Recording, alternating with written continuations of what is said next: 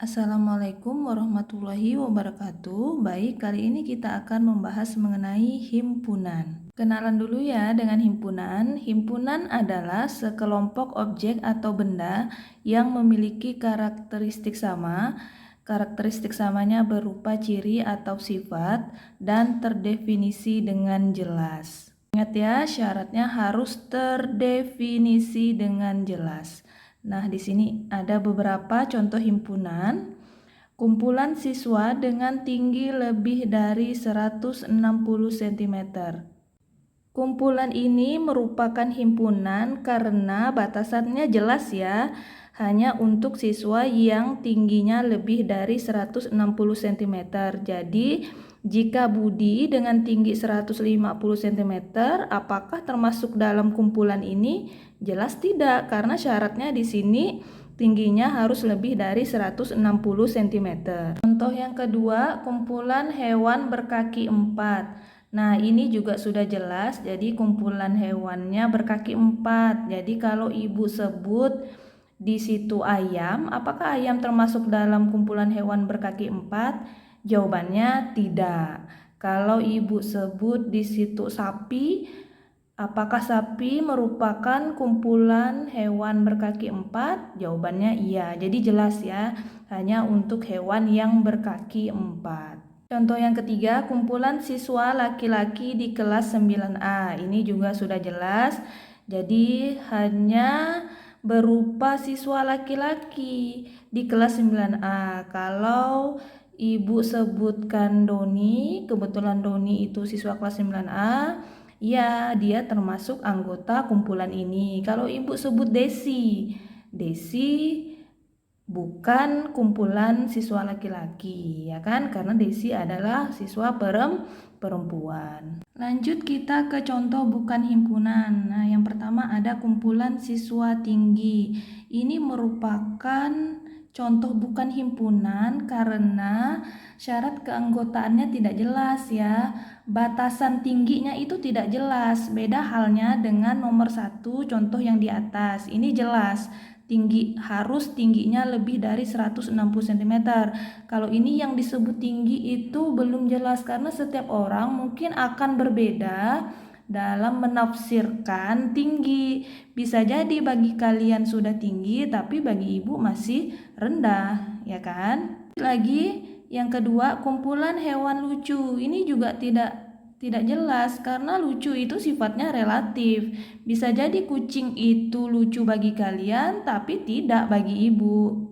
Ya, jadi syarat keanggotaannya tidak jelas. Jadi batasan lucunya itu tidak jelas. Mungkin setiap orang itu akan berbeda dalam menafsirkan lucu itu seperti apa, ya kan? Contoh yang ketiga ada kumpulan siswa pintar. Nah, siswa pintar ini juga tidak jelas ya syarat keanggotaannya karena sifatnya relatif. Bisa jadi bagi sebagian orang tertentu dianggap pintar, tapi bagi sebagian orang lagi bisa jadi dianggap biasa saja ya. Jadi tidak jelas nih siswa pintarnya itu yang seperti apa. Oke, setelah tadi kita berkenalan dengan himpunan, sekarang kita lanjut ke anggota himpunan. Suatu himpunan dinotasikan, dilambangkan, atau dinamai dengan huruf kapital. Ingat ya, pakai huruf kapital atau huruf besar. Misalnya A, B, C, atau D, bisa sampai Z ya. Jadi terserah kalian menamakannya, tapi ingat syaratnya harus huruf kapital atau huruf besar. Anggota himpunan dilambangkan dengan elemen, biasanya ditulis seperti ini, seperti huruf E ya. Ini maksudnya elemen atau anggota. Bukan anggota himpunan dilambangkan dengan elemen diarsir. Jadi E diarsir. Sekarang kita ke cara menyatakan himpunan. Nah, cara menyatakan himpunan ini ada 3 cara ya. Yang pertama dengan menyatakan himpunan dengan mendaftar anggota-anggotanya, biasa disebut metode tabulasi. Jadi, himpunan B tulis B besar ya, jangan lupa kurung kurawal ada buka di awal dengan kurung kurawal tutup di akhir. Nah, kalau mendaftar anggota-anggotanya, jadi anggota-anggotanya disebut satu-satu. Kebetulan himpunan B itu anggota-anggotanya 0, 1, 2, 3, dan 4. Jadi penulisannya seperti ini. Yang kedua, menyatakan himpunan dengan notasi pembentuk himpunan atau metode bersyarat. Penulisannya tetap ya pakai huruf besar, jangan lupa kurung kurawalnya. Nah, anggota-anggota ini kita ganti dulu dengan X ya.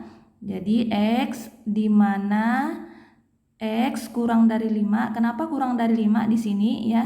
Karena ini adalah bilangan-bilangan kurang dari 5 semua kan? Nah, lanjut syaratnya ini X anggota bilangan cacah. Kenapa bilangan cacah? Karena bilangan cacah itu mulainya dari 0. Jadi 0, 1, 2, 3, 4 adalah bilangan cacah yang kurang dari 5. Jadi penulisannya seperti ini. Jangan lupa di akhir ditulis kurung kurawal tutup. Yang ketiga, menyatakan himpunan dengan kata-kata atau metode deskripsi. Jadi kita ungkapkan dengan kata-kata ya. Tetap tulis himpunan, nama himpunannya B besar, kurung kurawal bukanya.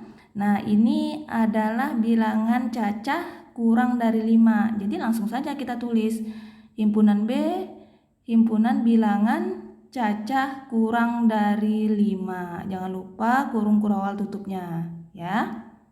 Nah, Ibu ada contoh soal nih. Setelah kita mempelajari tadi materi-materinya, sekarang kita ke contoh soal.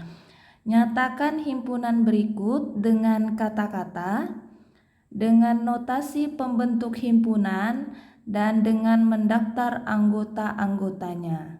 C adalah himpunan bilangan prima kurang dari 10. Jadi kita nyatakan C ini dengan kata-kata, dengan notasi pembentuk himpunan dan mendaftar anggota-anggotanya. Ayo kita selesaikan. Yang pertama ya, dengan kata-kata. Nah, dengan kata-kata tadi sudah Ibu bilang kita ungkapkan saja dengan kata-kata.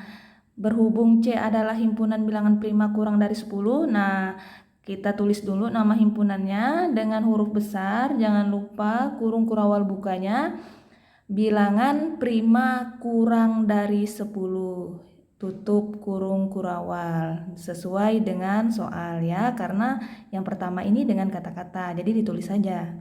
Kemudian yang kedua dengan notasi pembentuk himpunan. Nah, anggota-anggotanya tadi kita ganti dulu dengan X ya. Jadi jangan lupa tulis nama himpunannya C, kurung kurawal bukanya jadi X, di mana X karena kita bicarakan C ini kurang dari 10 ya. Jadi X kurang dari 10, X anggota bilangan prima karena yang lagi diomongin ini adalah bilangan prima. Udah? Jangan lupa tulis kurung kurawal tutupnya. Paham ya? Dan yang terakhir dengan mendaftar anggota-anggotanya.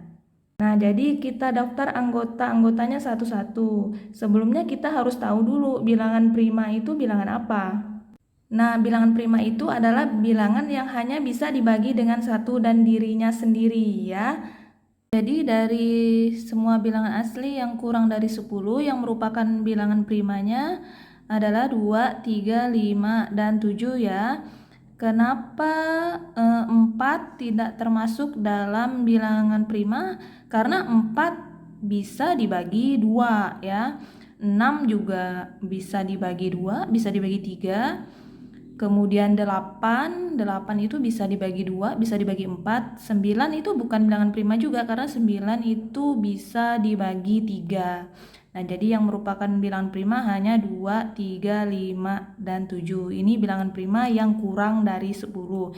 Kemudian penulisannya menggunakan huruf kapital C-nya, jangan lupa kurung kurawal buka. Jadi ditulis anggotanya satu-satu di sini 2, 3, 5, 7. Jangan lupa kurung kurawal tutupnya. Nah, anak-anak, bagaimana materi kita minggu ini? Semoga bisa dipahami ya. Minggu depan kita masih membahas mengenai himpunan. Untuk video kali ini, Ibu akhiri. Assalamualaikum warahmatullahi wabarakatuh.